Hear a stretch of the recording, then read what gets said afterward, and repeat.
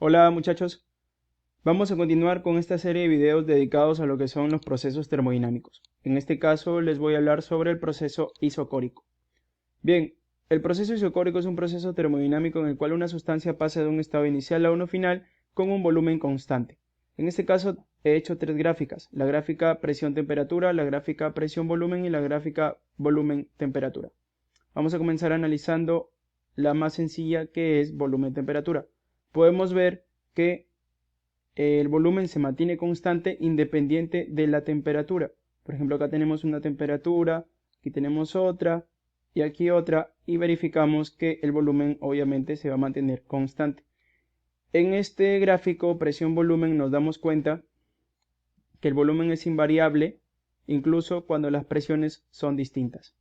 Ahora, el área que está debajo de la línea del volumen es despreciable, de tal manera que el área indicaba el trabajo y el trabajo en este caso es 0.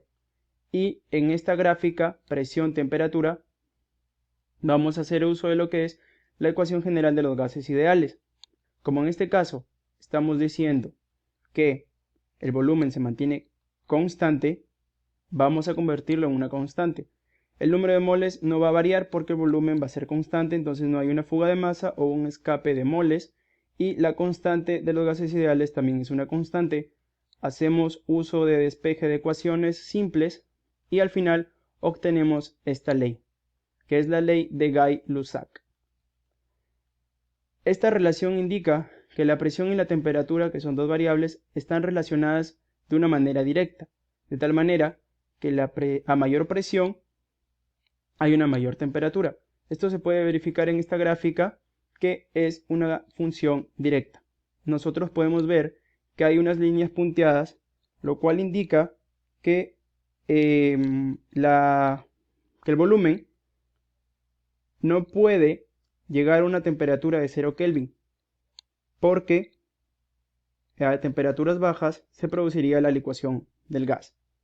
Bien, ahora, acá tenemos un ejemplo práctico en el cual vemos una olla a presión hermética totalmente cerrada y hay un gas ideal.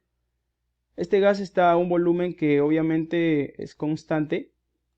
Vemos que está a una presión determinada y a una temperatura determinada. Si nosotros sometemos a esta olla al calor, a una fuente de calor, a una caldera, este gas va a comenzar a calentarse.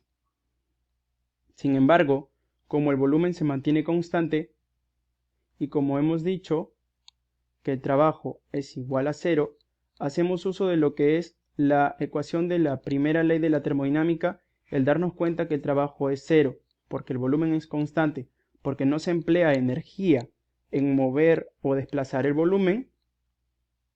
Obtenemos esta relación, que el calor entregado es la variación de la energía interna, de tal manera que todo el calor se convierte en temperatura interna, se convierte en vibración molecular.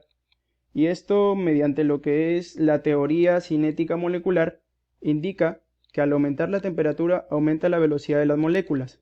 Y como el volumen no varía, la frecuencia de choques por unidad de área aumenta, por lo que la presión aumenta. Entonces, la presión varía directamente proporcional a la temperatura. Bien, por último tenemos aquí lo que es una ecuación importante. Vimos en el video anterior del proceso isobárico que se usaba algo parecido, pero con esto de manera distinta. Esto es la capacidad calorífica molar a volumen constante. En este proceso lo amerita, ya que estamos hablando de un proceso isovolumétrico en el cual el volumen es constante. Y bueno, te invito a ver el video anterior en el cual indiqué que esta capacidad es diferente tanto en gases monoatómicos como diatómicos. Espero hayas aprendido algo nuevo a través de este video. Te invito a suscribirte para más contenido de esta índole y de diversa índole.